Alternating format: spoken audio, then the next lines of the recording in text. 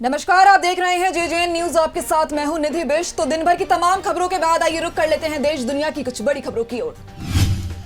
Delhi police की special cell ने पाकिस्तानी आतंकी मॉड्यूल मामले में नया खुलासा किया है। सूत्रों के मुताबिक 2 आतंकवादी ट्रेनिंग के लिए पाकिस्तान गए थे, लेकिन उनके पासपोर्ट पर कोई मुहर नहीं थी।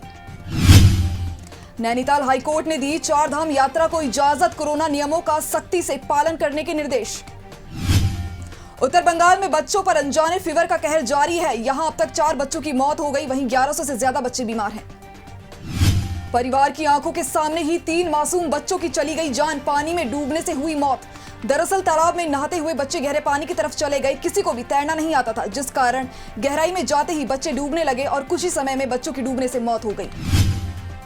देश की नई पार्लियामेंट बिल्डिंग का निर्माण तय समय सीमा में पूरा होगा। डिफेंस ऑफिस कॉम्प्लेक्स के उद्घाटन के बाद बोले पीएम मोदी।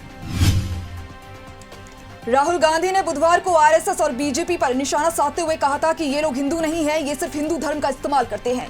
इसी का पलटवार करते हुए एमपी के विधायक रामेश्वर शर्मा ने कहा, राहुल गांधी माफी मांगे नहीं तो उन्हें सड़कों पर दौड़ाएगा हिंदू।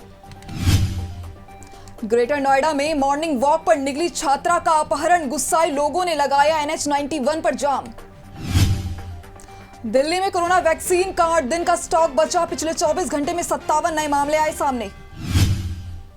दिल्ली में आतंकियों की गिरफ्तारी के बाद अन्य राज्यों में हाई अलर्ट, पंजाब से पाकिस्तान समर्थित आतंकी मॉड्यूल के 4 सदस्य गिरफ्तार।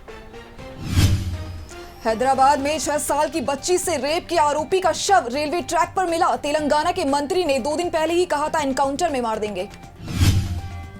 उत्तर कोरिया ने बढ़ाई दुनिया की चिंता, पहली बार ट्रेन से मिसाइल परीक्षण किया। संयुक्त राष्ट्र ने बताया शांति और सुरक्षा के लिए खतरा।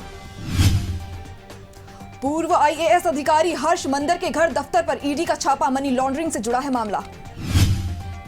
असम में 20 सितंबर से खुलेंगे 10वीं क्लास के स्टूडेंट्स के लिए स्कूल, सभी कर्मचारियों का किया जाएगा फुल वैक्सीनेशन। तमिलनाडु के पूर्व मंत्री केसी वीरमणि के 28 कैंपस में विजिलेंस का छापा, आई से ज्यादा संपत्ति रखने का आरोप।